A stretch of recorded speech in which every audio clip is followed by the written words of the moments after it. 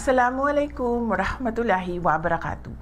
Madayaw ug maayong adlaw kaninyong tanan. Magandang araw sa inyong lahat.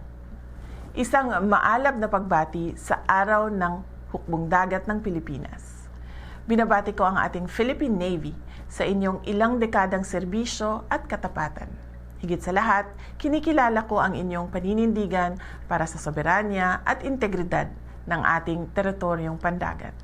Sa gitna ng mga hamon sa ating karagatan, kayo ang nagsisilbing unang linya ng depensa.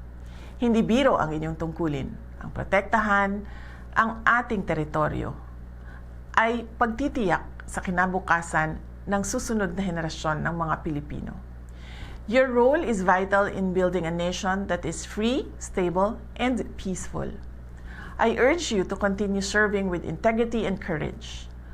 Manatili kayong tapat sa inyong sinumpaang tungkulin at sa ating saligang batas, anuman ang pagsubok na inyong kaharapin sa gitna ng laot.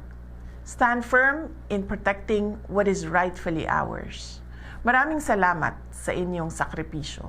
Saludo kami sa inyo. Mabuhay ang hukbong dagat ng Pilipinas. Mahalin natin ang Pilipinas para sa Diyos sa bayan at sa bawat pamilyang Pilipino. Syukran.